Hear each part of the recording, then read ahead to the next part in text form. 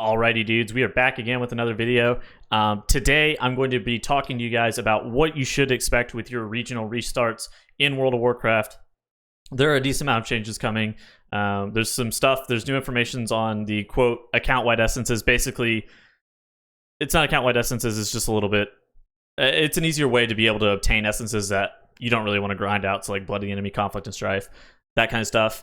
Some stuff with Horrific Visions, a couple Mythic Plus changes, and then like some N'Zoth bug fixes. So first off, let's talk about the N'Zoth bug fixes. Tank specialization characters can no longer get targeted by paranoia on difficulties. Basically, both of the tanks were being linked together. It was pretty impressive. Basically, whenever both tanks are linked together, they're going to be tanking independent basher tentacles from one another, like across the room, so they can never actually group up. It didn't really make much sense. So the fact that they changed it, it's really good. So that's a good one. It was making them blow more cooldowns than they really needed to. It didn't really make too much sense. Good change. Tide Sage Council, we're talking about some Mythic Plus changes. Tide Sage Council is a very easy boss to grief as melee DPS, so they're reducing that just a little bit. Blessing of Tempest should now be more visible when active on Gale Caller Fae. Basically, the Blessing of Tempest is just like some of the tornado spawns and whatnot. So it's saying that these are going to be a little bit more visible whenever active. Blowback, damage reduced by 20%. Blowback is whenever the tornado does hit a player, the damage is called blowback. And then Slicing Blast is that cast that will end up, if you don't end up kicking, Slicing Blast is the cast. The damage of that is reduced by 20%. I don't think the damage really needs to be reduced by Slicing Blast cast going through, especially since you can use that reinforcing ward to be able to clear that debuff. The blowback damage nerf is really good, and Blessing of Tempest change to be more visible in Gale Caller Fae is also incredibly good. I think that this is like a really big change that I think it will see like what this ends up doing towards the fight. A lot of people end up complaining about the visibility of the tornadoes on the encounter. It's really hard to see them sometimes. Another very good change in Mythic Plus is the reduce the rate at which members of the Heartsbane Triad gain energy from the Focusing Iris, resulting in an increased delay before Dire Ritual is cast inside of Waycrest Manor. Heartsbane Triad, I did not mean to click that. So basically, Heartsbane Triad, whenever they are in control of the Focusing Iris, they gain energy. Whenever they reach 100 energy, they cast the Dire Ritual cast. This is supposed to be like a pseudo enrage on the encounter. I know for higher level keys, dude, like, you cannot do this dungeon without a Protection Warrior because Spell Reflect is so OP in making you not get these Dire Ritual casts. So any change to reducing the rate at which the members of Heartsbane Triad gain energy from the Focusing Iris, oof, this is a really good change. I am super thrilled about this one. This is one of the only changes I would have actually made about Waycrest Manor. There's a couple other things like lore, like just some of like random stuff, but this change in of itself makes this dungeon significantly easier to do, and it makes it a more available dungeon to most people. All right, so let's talk about some of the metagame and some of the systems changes that you're going to be looking to see this week. So with regional restarts, all equipment rewards from Horrific Visions are now corrupted. This is actually a big deal. So if you do a 5-mask run, you will get a 470 piece. If you do a 4-mask run, you'll get a 465 piece. If you do a 3-mask run, you will get a 460 piece. But if you keep doing 5-mask runs, then you'll get a 470 piece, then a 465, then a 460 piece, all the way down. This is really good. This is going to increase the availability of corruption loot, and the fact that it comes from Horrific Visions, which is like the patch, like class fantasy system. I like this. This is very nice. The biggest issue I had with corruption in general was just the raw number of availability, especially for stuff like Gushing Wound and stuff that's just like really hard to get. Some healers are really need Ineffable Truth, and you just didn't get enough pieces of corruption. And the fact that they're now making all equipment rewarded from Horrific Visions have corruption on it is good. Would have been happy if it came earlier.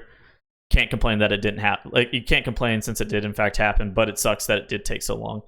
I like that this is a good change. This is a really good change. I'm sorry that it took so long, but it is what it is. Twisted Appendage no longer benefits from buffs like Power Word Shield or Earthen Wall. This is a PvP change. Basically, both of these are PvP changes to stuff for Twisted Appendage. Twisted Appendage and Infinite Stars can no longer trigger more than once every 12 seconds during PvP combat. Again, like I said, Twisted Appendage and both of these changes are strictly towards PvP because people were using Power Word Shield on top of the the tentacle to be able to keep it up longer, and you're just like, dude, what the hell? Because they'd like rapture power word shield it and shit. It was really frustrating. Let's talk about the account-wide essences. So with regional restarts, players who have rank 3 essences on at least one character can now more easily acquire those essences on another character on the same account via a new currency, Echoes of Ny'alotha. Mother will offer any eligible character a rank 3 essence for 500 Echoes of Ny'alotha each. Any player who is eligible to purchase at least one essence from Mother will now receive Echoes of Ny'alotha from a wide variety range of activities and current content. And those are Black Empire Assault, which is like the major assault, that gives you 125.